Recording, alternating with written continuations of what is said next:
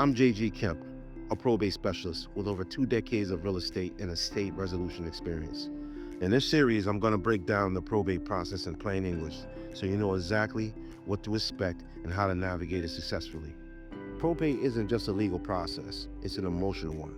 And emotions, deadlines, and money can create a perfect storm for problems. Here are top pitfalls I've seen over my years in probate work. Family disputes, and boy, there can be a lot of them.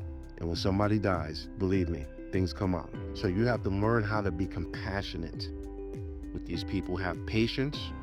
How can you be helpful? It's not about the money, it's about helping people. The better you are able to help these people get to the finish line as smoothly as possible, the better off you'll be at this position. Even the closest families can clash over who gets what, especially if the will is unclear or if someone feels they've been treated unfairly. Make sure you ask, is there anybody else that needs to be here when we speak about what's going on with this estate? You want things to run as smoothly as possible. Number 2, property deterioration. Vacant homes quickly fall into despair, leading to lower sale prices. This is where you have to go see the property and see if a cash deal is what their best option is, especially if they're an out-of-state fiduciary. You need to be their eyes and ears so that they don't have to move like they normally move. They might not want to travel back and forth from state to state.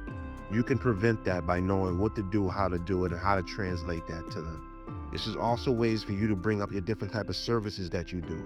Cleanup, insurance referrals, no trespass signs, landscaping, contractor services, donations, inventory, appraisals, estate sales. There's a lot of different services in between handling the probate process that makes life easier for these people who have to go through this. And a lot of times they weren't prepared for it. They got their own life going on, and now they have to handle this. Be a resource. Number 3 is missed deadlines. Courts have strict timelines. Missing one can delay the entire process or even result in penalties. This is why you need to know exactly what the court needs up front so that you can make it as smoothly as possible. And not all the time does the attorney do everything that the now fiduciary needs to get done. They think a lot of the time the attorney handles everything. That is a misconception. And number 4, hidden debts. Creditors can come out of the woodwork making claims that eat into the estate's value. Absolutely true. Very important that you pay attention to what's owed, whatever has been sold. Make sure that the state rep is being responsible and there's a bank account, everything is put in. Being a state rep comes with a lot of responsibility. You can get sued for doing the wrong thing. Make sure all the money goes into one place so that this estate is handled smoothly as possible. I can't say that enough. And again, creditors in Connecticut have 150 days after the decree is given to come forward. They're going to put out public notice in the newspaper, usually, so that creditors know someone has passed. If they owed you, you need to come forward. Number 5, unrealistic expectations. Heirs, beneficiaries also, may expect quick distribution or higher property values than the market bears. Which brings me to a point. Make sure that you are giving these people a probate packet. It's going to explain why you are listing the house for what you are listing it for, market comparables, quotes from contractors if needed, pictures, and trends in the marketplace. A lot of courts use a court referee. They're gonna basically drive by the house and say what the house is worth. They want you to be within 90% of what the court referee says the house is worth. This is your power.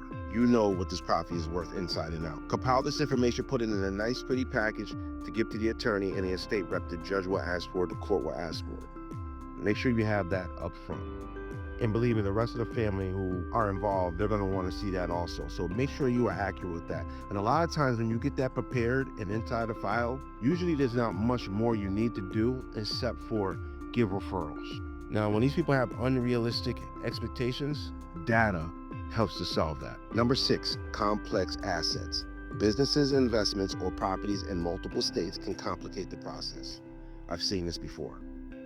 I've had a client where they had a property in Connecticut and they had property in Florida.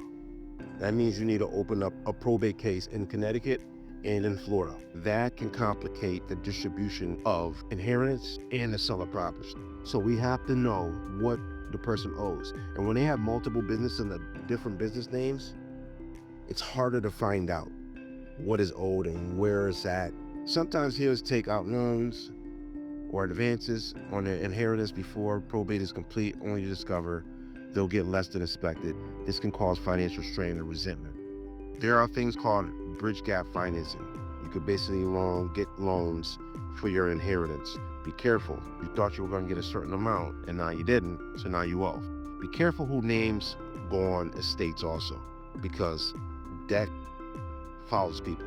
So things like child support, so on and so forth, you put your name on that estate, you can even take it off, and guess what? Now that estate owes what that fiduciary owed, and now that comes out of the overall inheritance. So these are things that you need to know about so that you move correctly.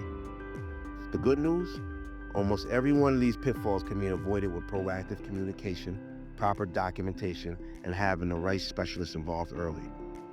My advice, treat probate like a project with a team.